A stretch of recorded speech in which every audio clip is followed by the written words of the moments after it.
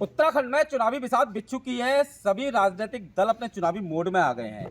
ऐसे में हम पहुंचे हैं आज गदरपुर विधानसभा, जहां से शिक्षा मंत्री अरविंद पांडे इस समय चुनावी मैदान में हमारे साथ मौजूद है। सर, किस तरह का उत्साह है इस समय? बिल्कुल, आम जनता भारतीय जनता पार्टी की सरकार बनाना चाहती है। लगभग देश को आज़ाद हुए 75 साल हो गया। इस 75 साल में जितनी आदमी की उम्र होती है ना, लगभग 65 साल औसत, उतना ही समय कांग्रेस पार्टी ने देश में शासन किया है, लेकिन देश को बेचने का काम किया, आम आदमी के जीवन को बदहाल बनाने का काम किया। ठीक उसके सापेक्ष देश का प्रधानमंत्री मोदी जी को बने हुए लगभग 7 साल हुआ है। 2 साल चुनौतियों का मान लिया जाए तो देखा जाए तो अभी 5 साल हुआ है। और इस 5 साल में मोदी जी की जो स्पीड है, पहले हम यहाँ से दिल्ली जाते थे तो 1 दिन जाने का, 1 दिन काम और अगले दिन लौट के आते थे, 3 दिन लगता था। आज उस 3 दिन को 3 घंटे में बदलने का काम किया है भारत सरकार ने, मोदी जी ने।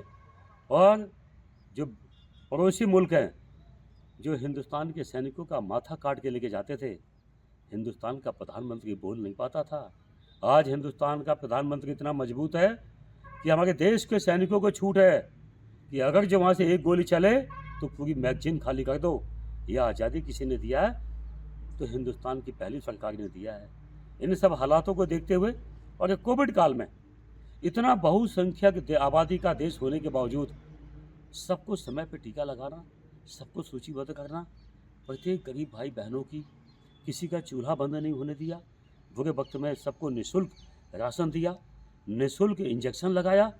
इस काम को देख के आम जनता और उत्तराखंड की देवतुल्य महान जनता, इसने पुनः भारतीय जनता पार्टी को युवा नेतृत्व 60 पार इस स्लोगन को सार्थक करने का मन बना लिया है और भारतीय जनता पार्टी पूर्ण बहुमत के साथ सरकार बना गई है।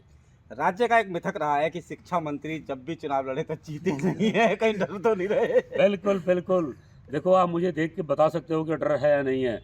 देखो, जो लोग चुनाव जीतने के लिए काम करते हैं ना, वह कभी इतिहास नहीं बनाते। हम जब चुनाव जीते ना, जब मुझको शिक्षा मंत्री का दायित्व मिला, तो मैंने उस समय तय किया कि शिक्षा की गुणवत्ता पे काम करना है।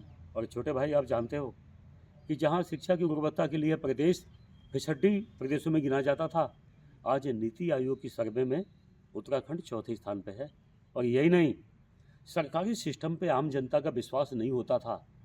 पहली बार मेरे शिक्षा मंत्री बनने के पश्चात आम जनता ने मुझ पर विश्वास किया, सरकारी सिस्टम पे विश्वास किया है, जिसका सबूत है कि सरकारी स्कूलों में प्रति वर्ष छात्र संख्या घटती थी। मेरे शिक्षा मंत्री बनने के पश्चात मैं आपको विगत वर्ष, इसी वर्ष का मैं एग्जाम्पल देना चाहूँगा। अन्य वर्षों की अपेक्षा 56,172 छात्र संख्या की बढ़ोतरी हुई है। सरकारी स्कूलों में इंग्लिश मीडियम पढ़ाई चालू किया है, CBSE बोर्ड से मान्यता दिलाया है। पहाड़ में अध्यापकों के लिए आंदोलन होते थे, आंदोलन समाप्त करवाया, विषयवार अध्यापकों की तैनाती किया है। यही नहीं, जो इस प्रदेश के मुख्यमंत्री जैसा प्रमुख पद जिन लोगों ने संभाला, वो बोला उन्होंने कि अगर जो ये सरकार 3200 लोगों के आंकड़ा दे देगी नियुक्ति का, तो मैं राजनीति से संन्यास ले लूँगा। मैंने तो ये दावा किया कि अगर जो मैंने 10,000 नियुक्ति शिक्षा विभाग में नहीं किया होगा तो मैं संन्यास ले लूँगा। लेकिन साहब, उनके अंदर इतनी गंभीरता नहीं है कि वो मेरे प्रश्नों का सामना कर सके।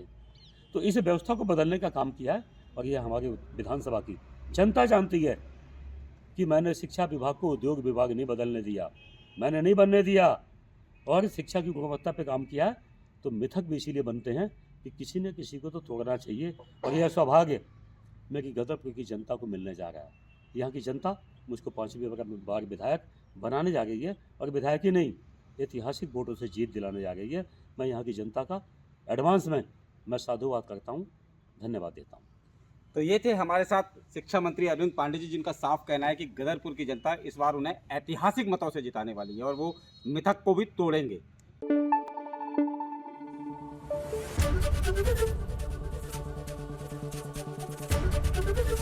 ABP गंगा, खबर आपकी, जुबान आपकी।